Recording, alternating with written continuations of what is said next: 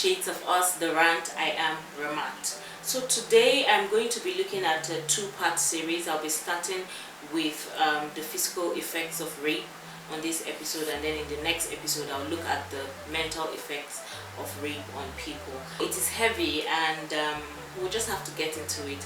Before I start conversations like this, I like to explain the problem, and in this case, explanation of the problem is explaining or defining what rape is. Some people define it as an unlawful sexual activity involving sexual intercourse done either forcibly or under threat or against a person's will. So we have heard of this definition and all the time we've talked about it, but the most important thing to note is that this is not the only way rape can be done. Yes, in some cases there's manipulation, in some cases there is the threat or perceived threat or in some cases there's a perceived threat, and so once a person feels that way and then you have sex with them, it becomes rape. So the most important thing to note is that the absence of consent. So if a person does not give you consent or they withdraw their consent, then it is rape. It is a global problem, and in fact the World Population Review on Sexual Assault estimates that approximately 35% of women have been raped. Let me break that down.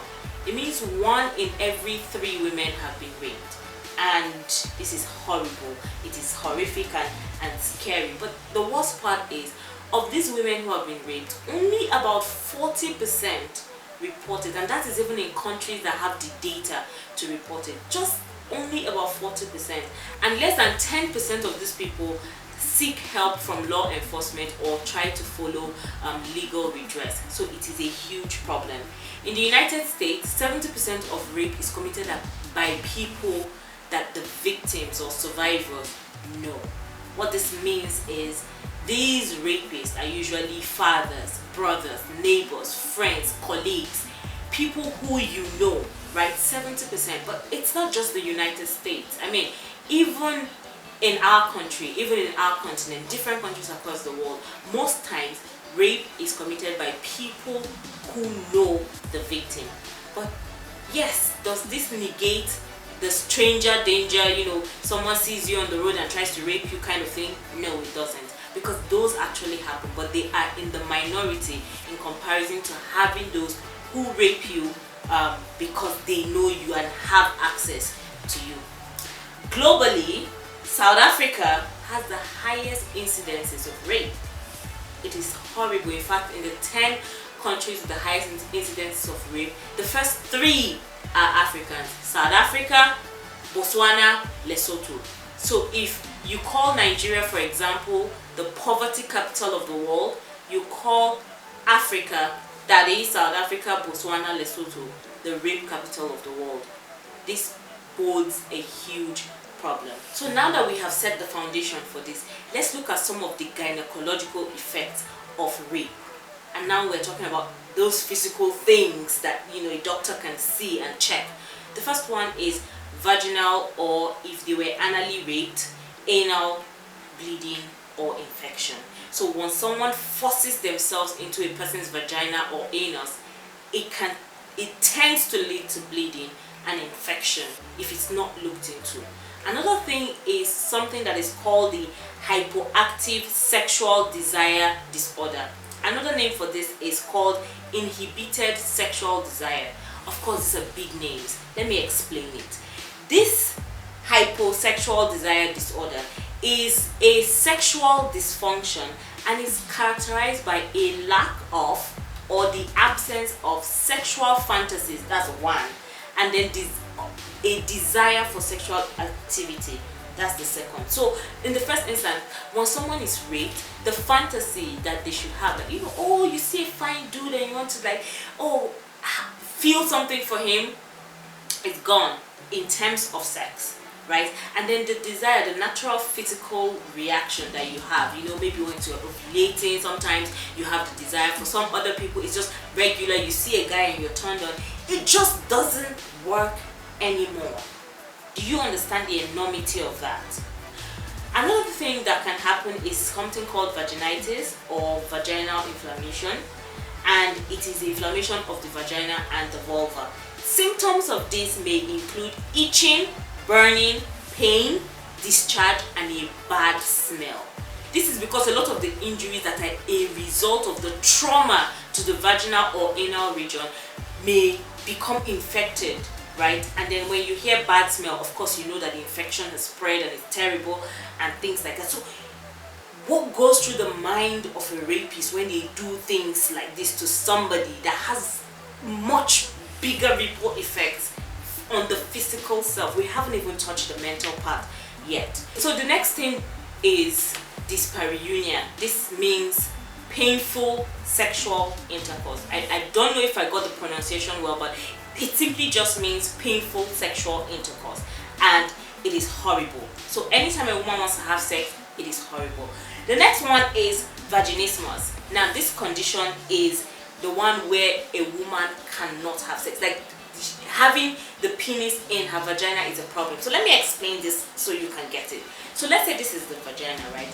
Every time a penis comes in contact, the muscle spasms and interferes, preventing it from going in, which means it tightens up and it's like, no, I don't want this, I don't want this. And this is a direct result of rape, right? So if the guy has to go in, it means that, oh, he's forcing himself in, which will cause more pain for the woman, which on the other hand may remind her of the rape if it was a violent rape, and then you know what, she shuts down again.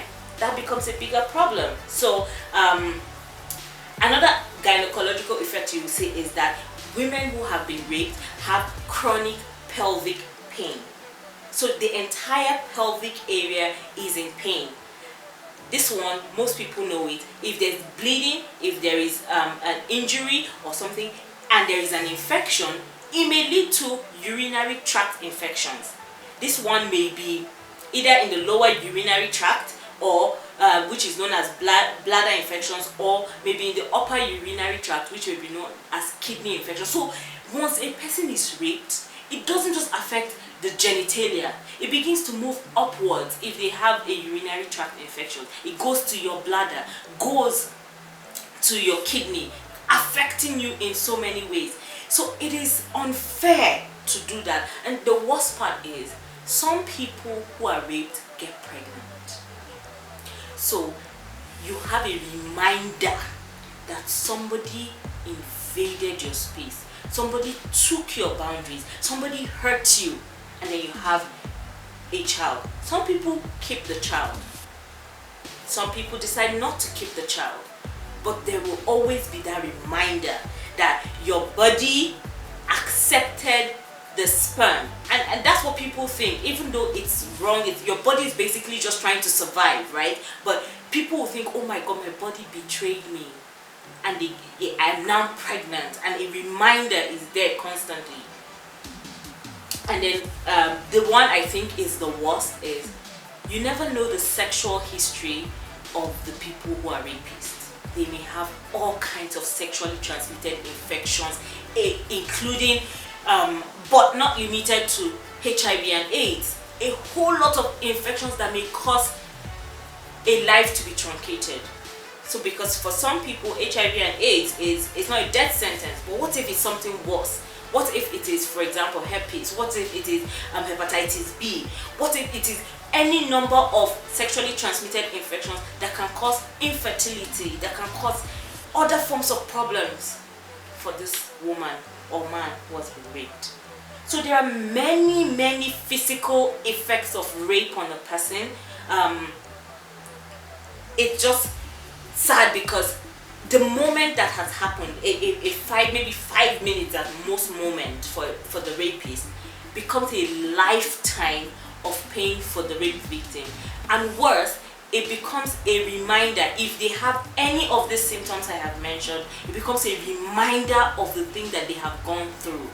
That is excluding maybe bruises and all of that, and then the mental aspect, which is the worst. So the body can heal, the body can get better. What of the mind? I'll talk about that in the next episode, but I have a question for you. What other physical effects of rape do you know? Just share it in the comment section and let's talk about this, right? I want to thank all the organizations that are working to ensure that we have research information and data about rape and its effects on the body. And I can't thank them enough, because without them, we may not even know how bad a problem this is. That's about it on Shades of Us, the rant. Watch to the end of this vlog to find out ways to contact us, and don't forget to tune in every Wednesday at 3:05 p.m. West African time for new episodes. It's hugs and kisses from Mama. Bye.